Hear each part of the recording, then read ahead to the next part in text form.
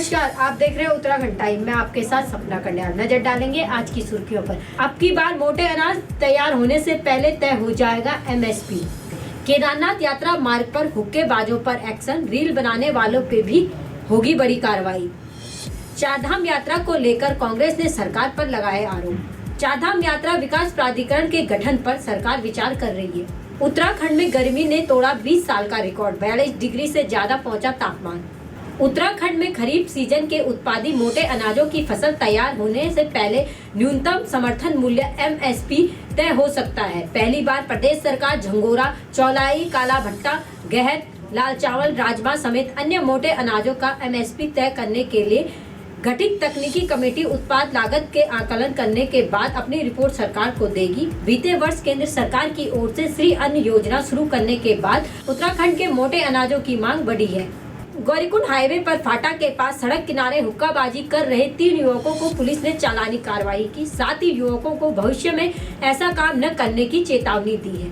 Police अब तक धाम में नशे का सेवन कर रहे हुड़दंग मचाने वाले 66 व्यक्तियों का चालान कर चुकी है। जनपद में पुलिस स्तर से ऑपरेशन मर्यादा अभियान चल रहा है। चौकी फाटा क्षेत्र अंतर्गत गश्त एवं भ्रमण के दौरान पुलिस ने देखा कि सड़क किनारे हरियाणा के 3 युवक दीपक प्रसाद, मनोज कुमार और वंश बंसल बेफिक्र होकर हुक्के का सेवन कर रहे हैं। चारधाम यात्रा को लेकर विपक्ष ने सरकार पर आरोप लगाते हुए कहा कि सरकार चारधाम यात्रा में आ रहे श्रद्धालुओं की सुविधाओं के लिए संभव प्रयास कर रही है। कमलेश रमन ने कांग्रेस की ओर से चारधाम यात्रा को लेकर उठाए जा रहे सवालों पर पलटवार किया।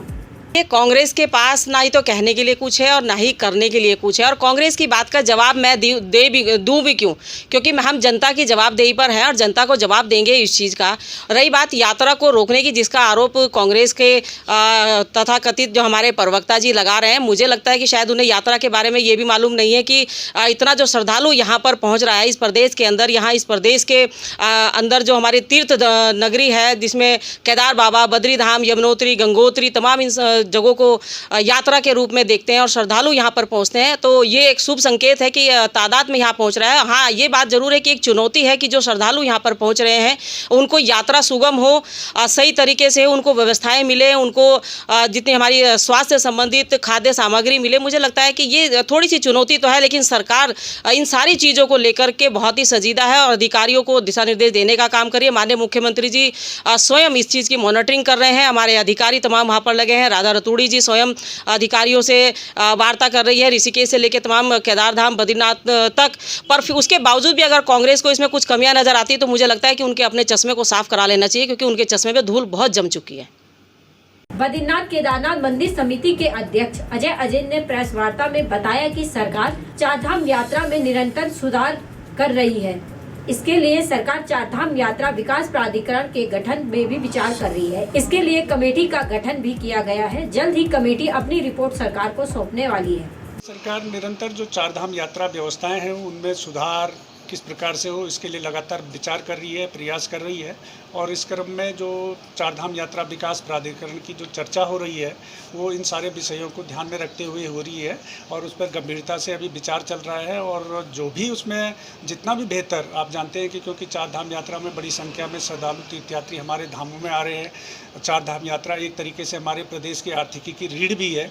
तो जो यहाँ पर जो श्रद्धालु तीर्थयात्री आते हैं उनको किस प्रकार से अच्छी से अच्छी व्यवस्था मिल सके, किस प्रकार से व्यवस्थाओं में और अधिक सुधार हो, संशोधन हो, उनमें मजबूती मिले, इसके लिए प्रदेश सरकार निरंतर विचार कर रही है। और उसी संदर्भ में इस चारधाम यात्रा प्राधिकरण के जो विचार आया है उस पर अभी सरकार गंभीरता से, उस पर एक कमेटी भी सरकार द्वारा गठित की गई है और शीघ्र ही वो कमेटी अपनी जो संस्तुतियाँ हैं, जो रिपोर्ट है वो प्रदेश सरकार को सौंपेगी। ठीक है, धन्यवाद। हल्द्वानी शहर में पड़ रही गर्मी से लोगों का हाल बेहाल कर दिया है। दिन भर उमस भरी गर्मी के कारण बेहाल रहे लोग। बीते रविवार को हल्द्वानी में 42 डिग्री सेल्सियस तापमान पहुंच चुका था। मौसम विशेषज्ञों के अनुसार 20 साल पहले मई में 41 डिग्री तापमान सर्वाधिक रहा। मौसम वैज्ञानिक डॉक्टर RK सिंह ने बताया कि मई माह में इतना तापमान कभी नहीं रहा। तकरीबन 20 साल पहले मई में 41 डिग्री सर्वाधिक तापमान रहा। मई महीने में सबसे अधिक गर्मी पड़ती है। बाकी की तमाम खबरों के लिए जुड़े रहे हमारे साथ और देखते रहे उत्तराखंड टाइम।